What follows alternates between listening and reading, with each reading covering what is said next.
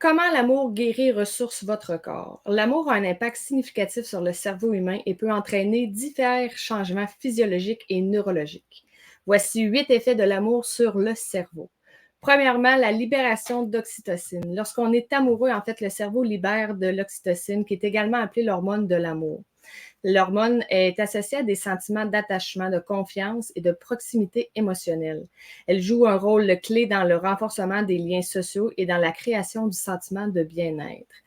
Deuxième point, activation du système de récompense. L'amour romantique active le système de récompense, en particulier le noyau accumbens.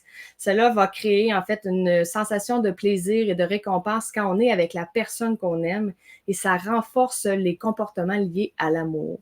Troisième point, réduction de la douleur. En fait, l'amour peut réduire la perception de la douleur. Des études ont montré que le simple fait de penser à son partenaire amoureux peut réduire l'activité cérébrale liée à la douleur. Quatrième point, augmentation de la dopamine. Quand on est amoureux, le cerveau va libérer ce neurotransmetteur qui est associé au plaisir et à la motivation. Ça peut nous donner une sensation d'euphorie et d'excitation quand on est avec la personne que l'on aime. Cinquième point, réduction du stress. Alors, l'amour peut réduire le niveau de stress. Avoir une proximité physique et émotionnelle avec notre partenaire peut provoquer en fait une réduction des hormones de stress telles le cortisol.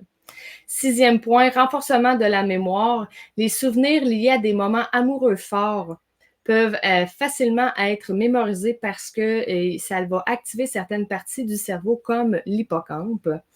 Ensuite, modification de la perception.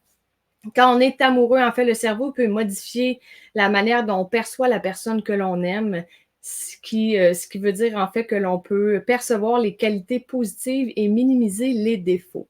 Huitième et dernier point, en fait, implication de plusieurs zones cérébrales. L'amour romantique implique diverses zones cérébrales comme le cortex préfrontal qui est lié à la prise de décision, le cortex singulaire antérieur qui, lui, est pour le traitement des émotions et le noyau accumbens tel que mentionné précédemment pour le plaisir et la récompense. Si vous aimeriez en savoir plus, je vous invite à lire le livre d'Hélène Turmel et si vous étiez comblé d'amour 365 jours par année, et pourquoi pas aller cliquer j'aime sur sa page Facebook Hélène Turmel-auteur et coach. Sur ce, bonne lecture!